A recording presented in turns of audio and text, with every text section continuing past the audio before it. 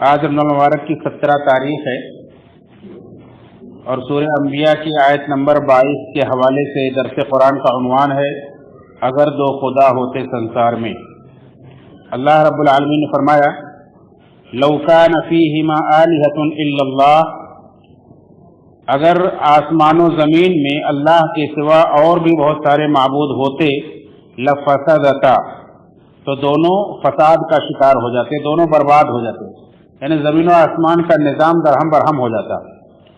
فسبحان اللہ رب العرش عما یصفون، پس پاک ہے وہ اللہ جو عرش کا رب ہے ان تمام چیزوں سے جسے یہ مشرکین اللہ کو متصف کرتے ہیں، جو مشرکین اللہ کے بارے میں بیان کرتے ہیں۔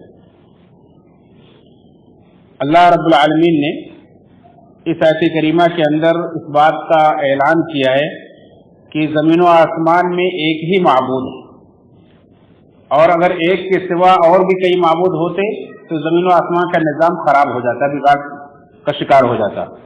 اور اس کے بعد اللہ رب العالمین نے مشرکین کی تردید کی کہ مشرکین اللہ رب العالمین کو جیسا سمجھتے ہیں اور اللہ رب العالمین کے بارے میں جو عقیدہ جو نظریہ رکھتے ہیں، جن کو اللہ کے ساتھ یہ شریک ٹھہراتے ہیں، سب سے اللہ رب العالمین کی ذات پاک ہے، وہ بہت بلند ہے، وہ عرش عظیم کا رب ہے۔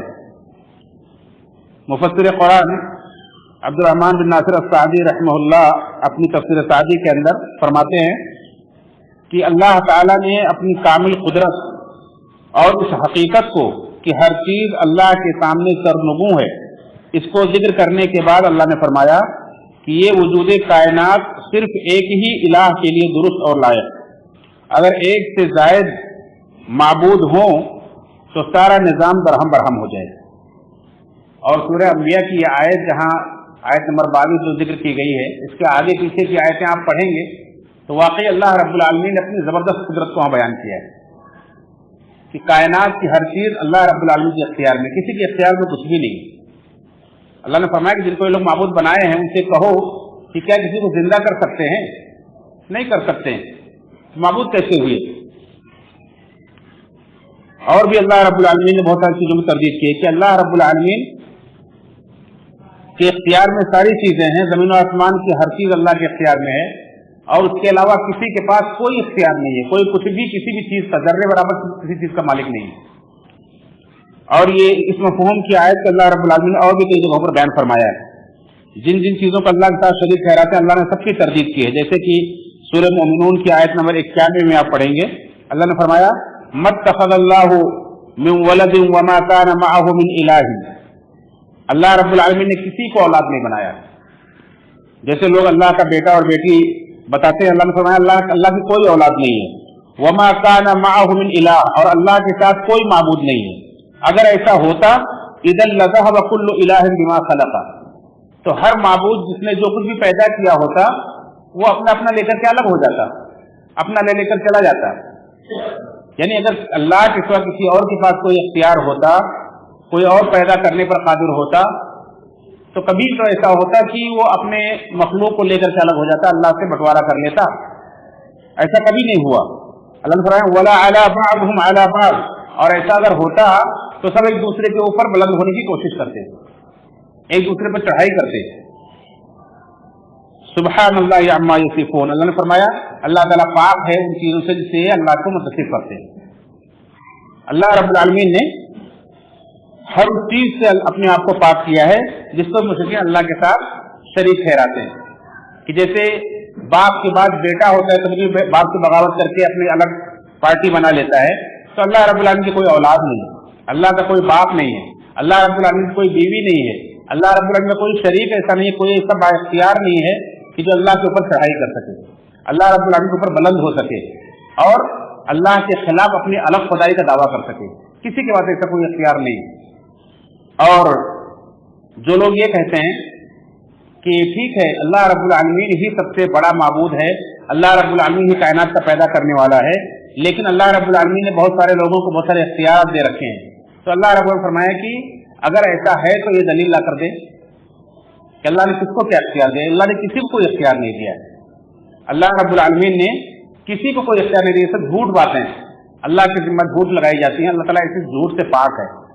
دوسری بات یہ کہ جو لوگ یہ شبہ کر سکتے ہیں कि अल्लाह रब्बुल आलमीन ने भी तो फरिश्तों को बहुत सारी ड्यूटी पर लगा रखा है, बड़े बड़े उनके इख्तियारात, बड़े बड़े ताकत दे रखे हैं। हाँ, अल्लाह रब्बुल आलमीन की बड़ी बड़ी मखलूकात हैं, अल्लाह रब्बुल आलमीन ने उन्हें मुख्तलिफ कामों पर लगा रखा है।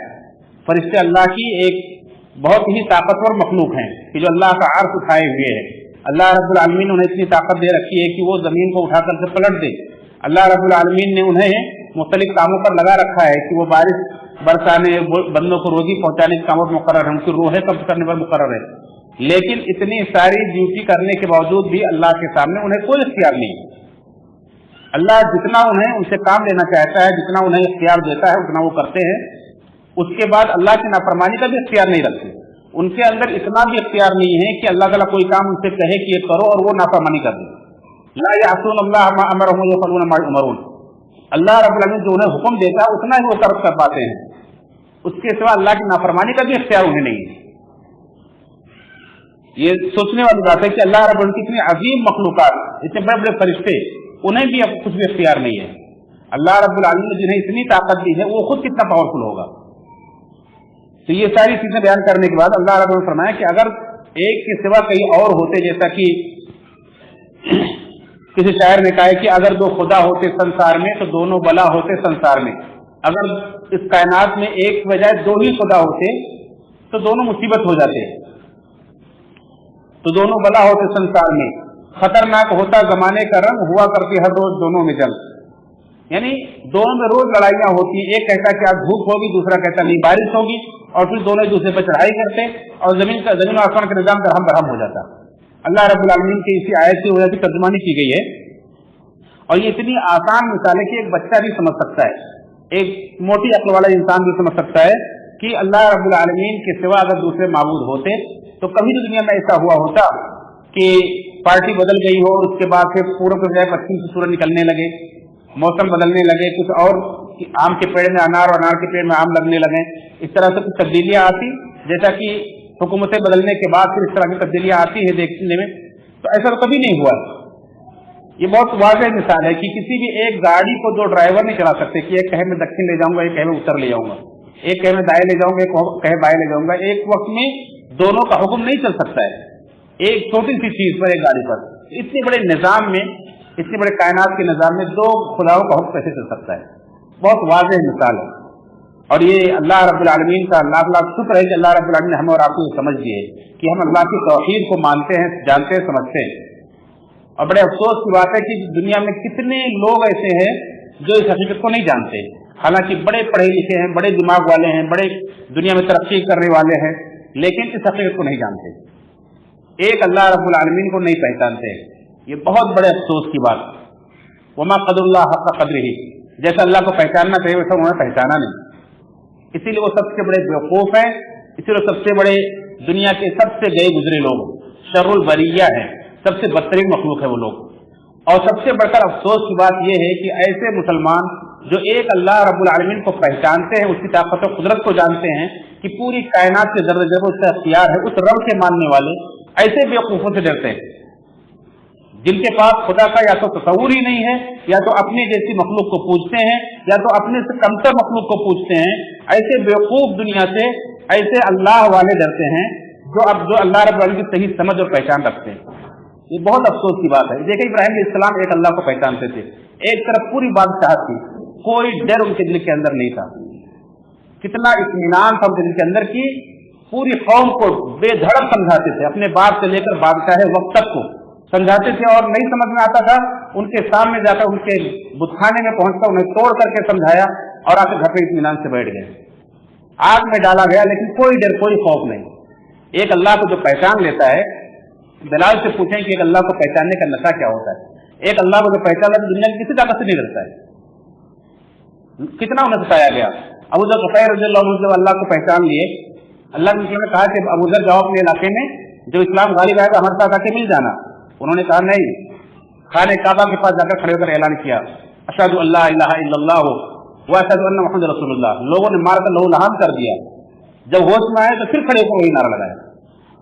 ये ताकत और जुर्रत आज अरबों खरबों मुसलमान दुनिया के अंदर हैं जो एक अल्लाह को पहचानने का दावा करते हैं, लेकिन जुर्रत नहीं आती उनके अंदर कि एक अल्लाह की दावत उन्हें दे सकें, पहचान करा सकें, उन्हें حق بات کا اعلان کر سکیں.